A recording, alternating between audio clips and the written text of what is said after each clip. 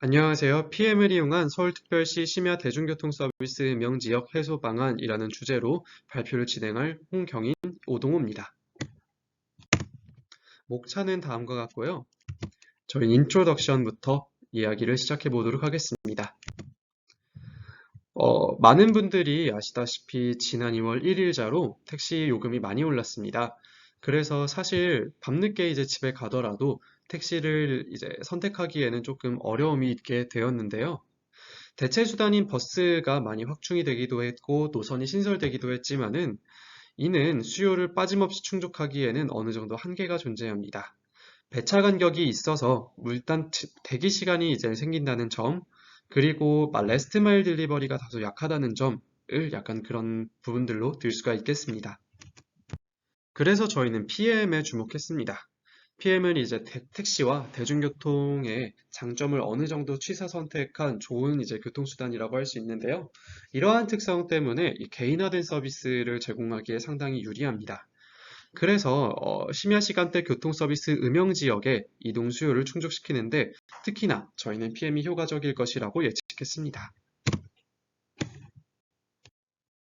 다음으로는 저희가 연구에서 도출하고자 했던 갭, 그리고 그에 따른 고울에 대해서 좀 이야기해 보도록 하겠습니다.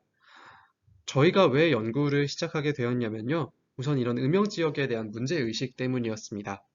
심야 대중교통 서비스 부족으로 인해서 이제 평시 대비 심야 시간에 통행 시간이 많이 늘어나서 가던 길이 불편해지는 경우나 아니면 애초에 이동 자체가 물리적으로 어려워지는 경우가 빈발했습니다. 이러한 현상의 원인은 중간 교통 수단의 부족으로 판단이 되는데요. 어, 많은 사람들이 가지고 있는 합리적인 비용으로 적당한 이동성을 이제 만족시킬 수 있는 대중교통의 존재. 이는 기존의 대중교통과 택시로 이루어진 시스템으로는 충족될 수 없는 것이었습니다. 따라서 이러한 부분을 해소하지 않고서는 저희는 문제를 해결할 수 없다고 보았고 이를 갭으로 설정하였습니다. 그렇기 때문에 저희는 음영 지역을 중심으로 중간 교통수단, 즉 PM을 공급해서 음영 지역을 해소하고 교통 공백을 완화하려 합니다. 다음으로 선행 연구를 조사한 결과에 대해 말씀드리겠습니다. 네, 우선 버스 서비스 음영지역 해소를 위한 수요 대응형 노선 설계 기법이라는 논문에서는 서울특별시 강서구의 지역별 버스 정류장 유무를 조사하여 음영지역을 판단하고 음영지역 해소를 위한 노선 설계법을 제안하였습니다. 하지만 이 연구는 일부 버스 노선의 운영이 종료된 심야 시간대를 고려하지 않아서 심야 시간대의 음영지역을 조사하였다기에는 저희와 조금 다른 부분이 있습니다. 또한 서울시 대중교통 서비스의 지역 형평성 평가라는 논문에서는 이용 가능한 대중교통 노선 수, 그다음에 대중교통 대기 시간, 대중교통 승차량 등을 종합하여서 서울특별시의 거의 모든 지역에서 주요 3도심으로 이동할 때의 대중교통 접근성을 산출하고 접근성이 취약한 지역을 정리하여 음영지역으로 판단하였습니다. 하지만 이 연구 역시 일부 버스 노선의 운영이 종료된 심야 시간대의 대중교통 접근성을 고려하지 않았다는 점에서 저희 연구와 다른 점이 있다고 할 수 있습니다. 다음으로 대중교통 이용률을 높이기 위한 공유 전동 킥보드의 수요 주도형 배분 방법 연구라는 논문입니다. 이 논문에서는 공유 모빌리티, 특히 전동 킥보드를 대중교통과의 연계를 고려한 환승 수단으로 보고 특정 지역의 건축물들의 건축물 용도와 시간대별로 공유 전동 킥보드를 어떻게 배치해야 할지 배치 방법을 연구하였습니다. 하지만 이 연구에서도 공유 킥보드를 환승을 통한 시간 절감의 수단으로 보진 않았고 단순히 대중교통 이용률을 높이기 위해 배분하는 방법만을 연구하여 저희 연구와 조금 다르다고 할 수 있습니다.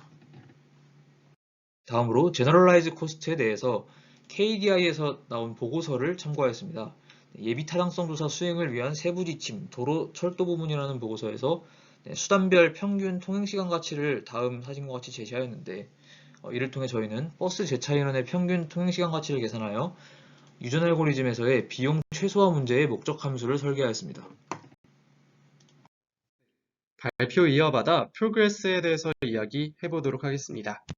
저희 연구의 파이프라인을 간단하게 설명드리겠습니다. 먼저 음영 지역을 선정했는데요. 이거는 이제 강남역에서 주민센터까지 걸리는 시간을 평시, 심야 이렇게 나누어서 계산해 본 뒤에요. 심야 시간이 평시에 비해서 많이 길어지는 경우에 음영 지역으로 저희가 로깅을 해두었고요. 그 다음에 이제 PM 정류장 후보지를 선정했는데요. 이 과정은 뒤에 좀 더 자세히 말씀드리겠습니다. 이후 유전 알고리즘을 이용해 PM 정류장을 어디에 정확히 설치해야 되는지를 도출해내고 그것을 저희 연구의 결과로 이제 도출해냈습니다. 저희는 이제 교통상에서 불편할 수 있는 점, 흔히 통행자가 느끼는 심야 시간대의 불편을 두 가지 정도로 정의했는데요. 하나는 이제 평상시에 다니던 시간보다 훨씬 더 오래 걸렸을 때, 그리고 또 하나는 애초에 시간이 오래 걸려서 비교할 것도 없이 가는 것 자체가 너무 힘이 들 때, 이렇습니다. 그래서 각각 기준에 따라서 저희가 정량화를 진행했는데요. 평시 통행 시간 대비 심야 통행 시간이 1.5배 이상이라면, 그리고 또 동시에 심야 통행 시간이 45분 이상이라면 저희는 그 지역을 음영 지역으로 선정했습니다. 네, 우선은 저희 다음과 같이 음영 지역을 선정했는데요. 개략적인 것은 아까 말씀드린 것과 같습니다. 22시 30분, 00시 30분, 02시 00분 이렇게 한 번씩 다 이제 다이크스트라 알고리즘을 이용해 소요 시간을 계산한 뒤에요. 아래 조건을 만족시키는 주민센터만을 따로 잡았습니다.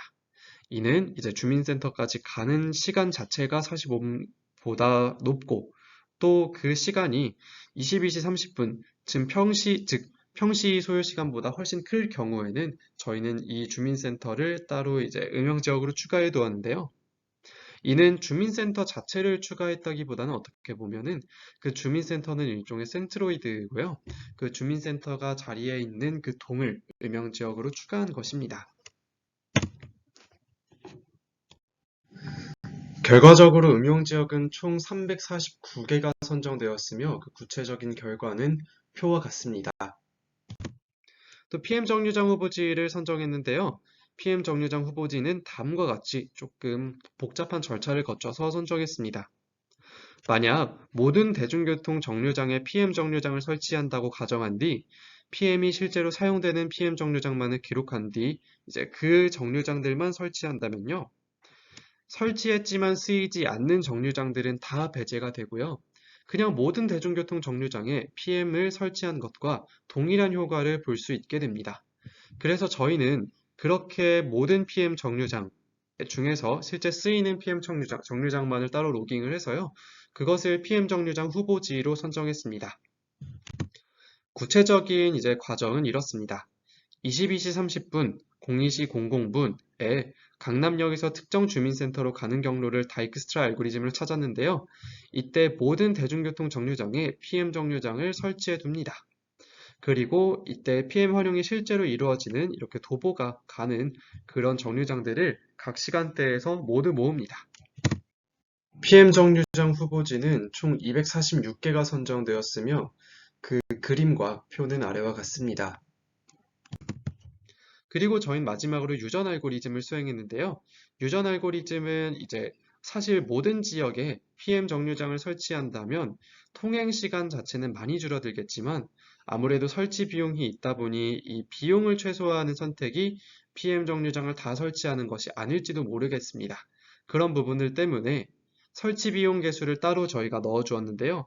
이것과 이 통행 비용 합을 최소화하는 PM 정류장 배치를 얻기 위해 자연의 그런 유전 과정을 미믹한 그런 유전 알고리즘을 저희가 한번 수행을 해봤습니다.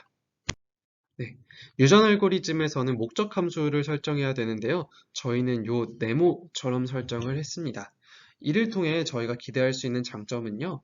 그 심야 통행 시간이 평시 통행 시간보다 좀 더 먼 그런 지역의 경우에는 저희가 최소화해야 되는 목적 함수 값이 크게 갱신이 되기 때문에 훨씬 더 그 감소하려 해야 되는 그런 압박을 많이 받게 됩니다. 그리고 이제 정류장의 수 앞에 있는 132는 통행시간 대비 정류장의 상대 비용입니다. 그래서 이것을 최소화하는 것만으로도 실제 비용 최소화가 일어나는 것과 이제 동일한 효과를 기대해 볼 수가 있겠습니다.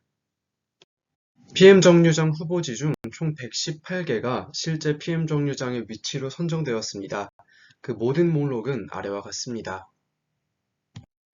그리고 PM 정류장의 위치를 지도 위에 도시한 결과도 같이 보여드립니다. PM 정류장을 설치한 결과 164개 음영지역이 해소돼서 음영지역의 수를 전체 185개로 감소시켰습니다. 다음으로 저희가 연구한 결과를 해석해 보도록 하겠습니다. 네, 아래 그림 3개는 강남역에서 출발한 시간대별로 이동 가능한 지역과 그 소요 시간에 대해 나타낸 그림입니다. 가장 왼쪽에 강남역에서 22시 30분에 출발할 때는 서울시 대부분의 지역으로의 이동이 가능하고 소요 시간도 대체로 거리에 따라 증가하는 모습을 보여줍니다. 다음으로 강남역에서 00시 30분에 출발할 때 이동 가능 지역은 22시 30분 출발할 때 이동 가능 지역보다 확연히 줄어든 모습을 볼 수 있습니다. 이는 00시 30분 이후에는 대부분의 마을버스가 끊겨서 지역 구석구석으로 들어가는 이동이 불가능하고 주요 간선도로 간의 이동만 가능했기 때문입니다. 또한 22시 30분 출발에 비해서 소요시간도 대체로 늘어난 모습을 볼 수 있습니다. 마지막으로 강남역에서 02시 00분에 출발할 때는 22시 30분과 00시 30분에 출발할 때보다 이동 가능 지역도 거의 대부분 줄은 모습을 볼 수 있고 소요시간도 00시 30분 때보다도 크게 증가한 모습을 볼 수 있습니다. 네, 아래 사진은 PM 정류장 설치 전 음영지역 위치를 서울시 지도에 나타낸 것입니다. 점의 색깔은 심야 소요시간 나누기 평시 소요시간 비율을 평균한 것이고요.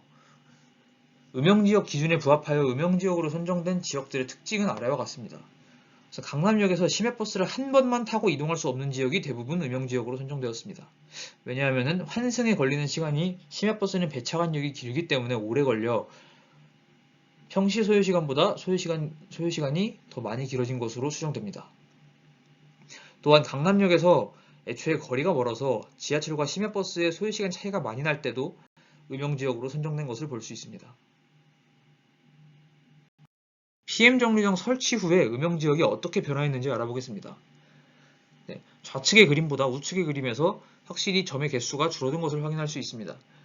이는 PM 정류장 설치 후 음영지역이 거의 절반가량 줄어들었고 기존의 음영지역 그리고 PM 정류장 설치 후에 남아있는 음영지역에서도 심야 소요시간 나누기 평시 소요시간 비율의 평균이 줄어들어 색깔이 대체로 연해진 것을 확인할 수 있습니다. PM 정류장 설치 후에는 특히 강남역에서 심야 시간대에 쉽게 이동할 수 있는 용산역과 서울시청 주변의 음영지역이 거의 사라진 모습을 볼 수 있습니다. 이를 통해 주요 교통 중심지와 가까운 음영지역은 강남역에서 버스를 타고 버스 정류장에 내리자마자 목적지까지 PM을 이동할 수 있기 때문에 기존보다 더 빠르게 이동할 수 있었기 때문으로 추정됩니다. 하지만 강남역으로부터 거리가 먼 지역들은 PM 정류장 설치 후에도 음영지역을 벗어나지 못한 지역이 많습니다.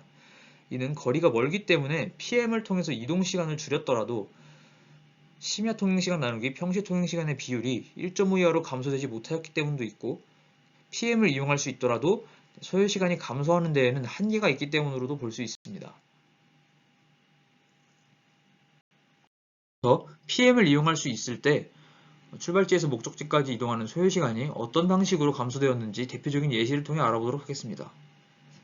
네, 먼저 슬라이드의 예시는 버스 간 환승에 PM을 이용하여 시간을 단축한 경우입니다.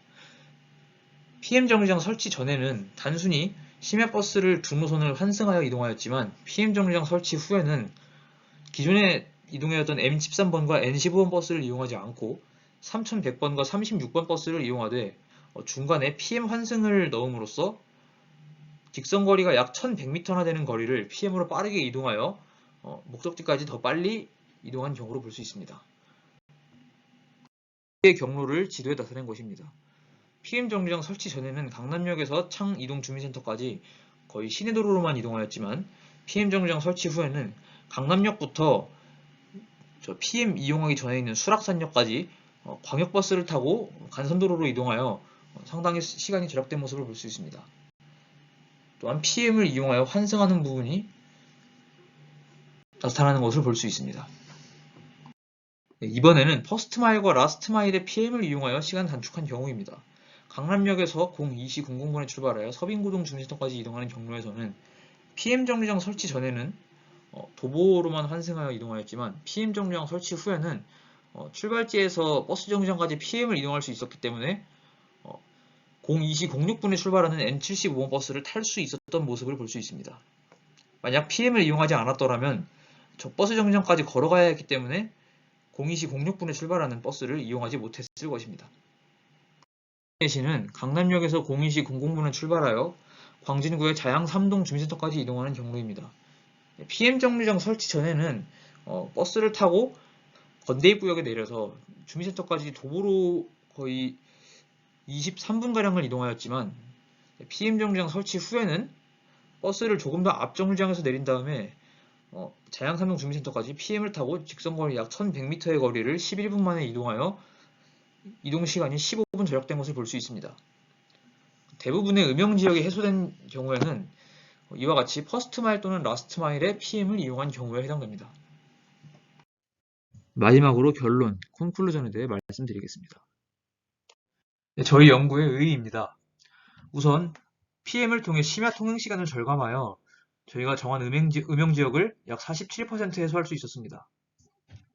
또한 PM 정류장의 후보지를 사전으로 선정하는 방법론을 제안하였습니다. 유전 알고리즘에서 통행 시간을 비례하여 페널티를 주는 비용 최소화 문제를 설계하여 활용할 수 있습니다. 또한 최근 택시 요금의 인상으로 불거진 심야 통행 대란에 효과적인 대안을 수립할 수 있었습니다.